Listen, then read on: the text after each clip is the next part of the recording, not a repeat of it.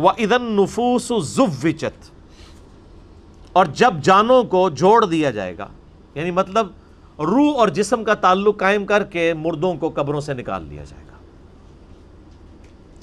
وَإِذَا الْمَوْعُودَةُ سُئِلَتْ، اور جب کہ اس زندہ بچی سے پوچھا جائے گا جسے زندہ دفنا دیا تھا اس کے ماں باپ نے۔ آپ کو پتہ ہے عرب کے لوگ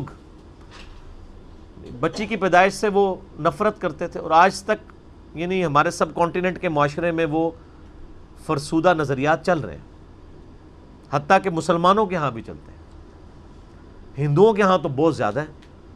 8 سے 15 سال پہلے کی آلموسٹ رپورٹ ہے BBC کی کہ انڈیا کے اندر روزانہ 3000 بچیاں پریگنینسی کے دوران مار دی جاتی تھیں۔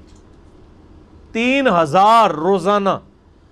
ظاہر ہے کہ 1 ارب سے زیادہ جب آبادی ہوگی، اب تو 1.5 ارب کے قریب پہنچ چکی، تو اس میں 3000 تو کچھ بھی نہیں۔ اسی وجہ سے آج انڈیا میں مردوں کی تعداد عورتوں سے زیادہ ہو گئی ہے۔ 3000 بچیاں، آج بھی وہی چیزیں چل رہی ہیں۔ اور ہمارے بھی سب کانٹیننٹ کے معاشرے میں، آپ پنجاب کے معاشرے میں تو بالخصوص دیکھ لیں کہ بچی کی پیدائش کو ایک نٹوریس چیز سمجھا جاتا ہے، ماں کے حق میں بھی اور اولاد کے یعنی اعتبار سے باپ کے حق میں بھی۔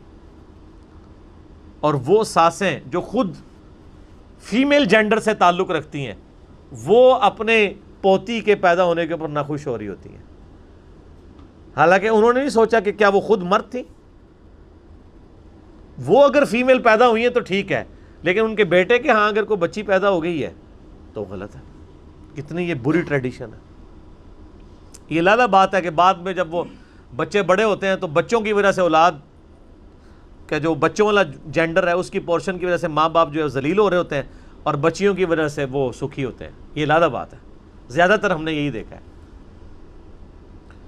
تو اللہ تعالیٰ فرماتا ہے قیامت دن اس بچی کو زندہ کر کے اللہ تعالیٰ اس سے پوچھے گا بِأَيِّ ذَنبٍ قُتِلَتْ، تجھے کس گناہ کے سبب قتل کیا گیا تھا۔ کتنی لطیف گفتگو ہے کہ قتل کرنے والے سے نہیں پوچھا جا رہا، بلکہ بچی سے پوچھا جائے گا کہ معصوم بچی آج تیرا دن ہے، تو بول کہ کس جرم کی پاداش میں تجھے قتل کیا تھا تیرے ماں باپ نے۔ تو معصوم بچی کو اللہ تعالیٰ بیسیکلی اسے حوصلہ افزائی فرما رہا ہوگا کہ آج دن ہے، تجھے بدلہ دلایا جائے گا۔ کتنے صحابہ تھے جنہوں نے یعنی ایمان لانے سے پہلے کفر کی حالت میں اس طرح کے جرائم کیے ہوئے تھے، اور اللہ تبارک و تعالیٰ نے اسلام لانے کے سبب ان کے ان گناہوں کو معاف کیا۔ کئی ایک واقعات ہیں جو آپ سنتے رہتے ہیں۔ بہرحال یہ بہت بڑا جرم ہے۔ آج بھی یہ بات ماڈرن دور میں جو اس سے ریلیٹڈ چیز ہے جس کو ڈسکس کرنے کی ضرورت ہے۔ نیٹ کے اوپر آپ کو شعر و شاعری کی فارم میں بھی ایسی نظمیں ملیں گی سیدنا داہیہ قلبی رضی اللہ تعالیٰ عنہ کے بارے میں، کہ ان کی ایک چھوٹی سی بچی تھی جو انہوں نے دفنا دی تھی، اور جب وہ اسلام قبول کرنے کے لیے آئے تو انہوں نے پورا بڑا رکت انگیز واقعہ ہے، وہ انسان بیان بھی نہیں کر سکتا، تو وہ بیان کر کے کہا یا رسول اللہ مجھے کیا یہ میرا گناہ بھی معاف ہو جائے گا؟ تو اللہ نے فرمایا، اللہ کے نبی علیہ السلام نے فرمایا کہ اسلام پچھلے سارے گناہوں کو معاف کر دیتا ہے۔ بہرحال آج کے دور کے اعتبار سے اس میں عبرت یہ ہے کہ اللہ کا شکر ہے اسلام کی برکت سے لوگ کم از کم بچیوں کو دفناتے تو نہیں ہیں، لیکن پریگنینسی کے دوران ضائع کرانا بھی کسی نہ کسی درجے میں اسی جرم کے اندر فال کرتا ہے۔ پریگنینسی آئیڈینٹیفائی ہوگی، ایون آئیڈینٹیفائی نہ بھی ہوئی ہو کہ یہ میل ہے یا فیمیل، اس سے پہلے بھی آپ یہ کام کر نہیں سکتے۔ ایک اولاد کو قتل کرنے کے زمرے میں آتا ہے، اور قرآن حکیم میں بڑی سختی سے اس کی مذمت ہے۔ سورہ بنی اسرائیل میں تو اللہ تعالیٰ نے بالکل ایک اوپن فلسفہ بیان کیا ہے کہ مت قتل کرو اولاد کو مفلسی کے ڈر سے، تمہیں بھی ہم رزق دیتے ہیں، اس کو بھی ہم ہی رزق دیں گے۔ بے شک ان کا گناہ بہت بڑا جرم ہے۔ لوگ ان چیزوں کو ہلکا جان رہے ہوتے ہیں، پھر ڈاکٹروں سے مشورہ کرتے ہیں، پھر ہمیں بھی کبھی بعض اوقات رابطہ کر رہے ہوتے ہیں، جی وہ بتائیں جی بس وہ جی یہ ہو گیا جی وہ ہو گیا جی یہ مجبوری ہے جی، ابھی جناب 40 دن پورے نہیں ہوئے، فلاں نہیں ہوئے، یہ نہیں ہوئے۔ ونس پتہ چل گیا پریگنینسی ٹھہر گئی ہے، چاہے وہ 1 دن کی بھی ہے، آپ اس کو ضائع نہیں کروا سکتے۔ ہاں اس سے پہلے اگر کوئی بندہ وقفے کی کوئی صورتحال پیدا کرے تو وہ تو جائز ہے، میرے اس کے اوپر بخاری مسلم کی حدیث کی روشنی میں آپ فیملی پلاننگ لکھیں یوٹیوب پہ اور میرا نام لکھیں تو آپ کلپ کھول کے سامنے آ جائے گا۔ تو یہ آج اس کی ماڈرن فارم یہ ہے کہ لوگ پریگنینسی ضائع نہ کروائیں،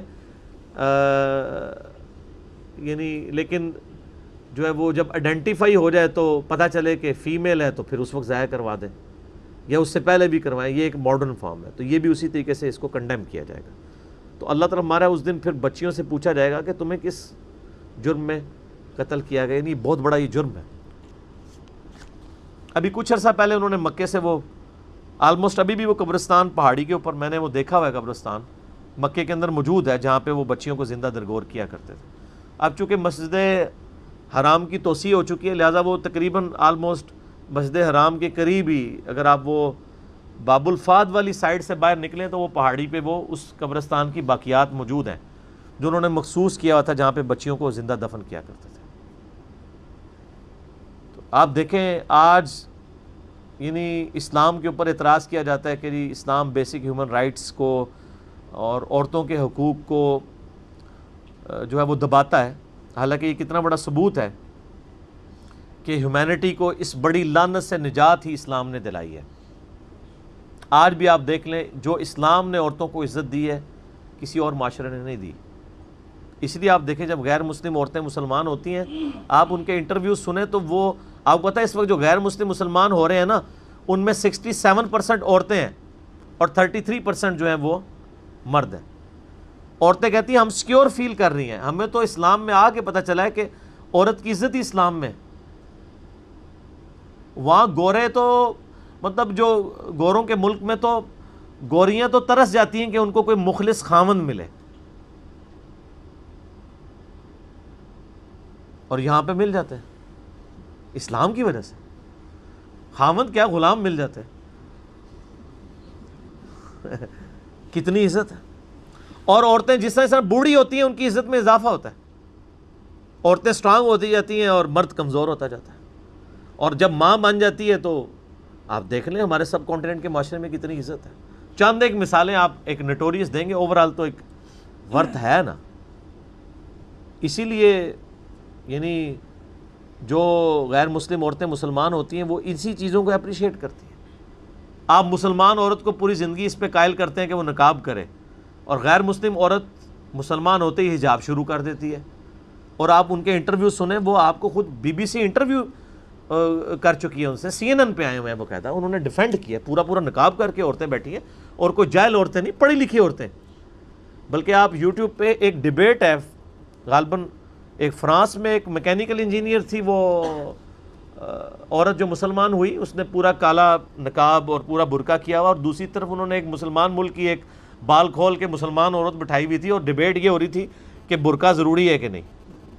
وہ غیر مسلم مسلمان ہونے والی برقعے کو ڈیفینڈ کر رہی تھی، اور جو پیدائشی مسلمان ہے کچھ بھی ہیں تیرے محبوب کی امت سے ہیں وہ کہہ رہی تھی یہ ضروری نہیں ہے. تو پھر اس عورت نے جو نیو مسلم تھی اس نے جو دلائل دی ہیں، یوٹیوب کے اوپر یہ ڈیبیٹ پڑی ہوئی آپ دیکھ لیں. تو اس نے کہا میں نے تو اسلام میں آ کے اسلام کی خوبصورتی دیکھی ہے کہ عورت کی عزت ہے، ورنہ ہم جب اس طرح ہی پھرتی تھی تو ہمیں ہر کوئی کموڈٹی کے طور پہ دیکھتا تھا. آج ہم نے نقاب کیا ہوتا ہے تو کم از کم ہمیں ایک کموڈٹی کے طور پہ تو پیش نہیں کیا جاتا. اسلام کے اندر عزت ہے ایک عورت کی. تو قیامت والے دن اللہ تعالیٰ پھر اس بچی سے پوچھے گا جسے دفنا دیا گیا تھا زندہ یا قتل کر دیا گیا تھا.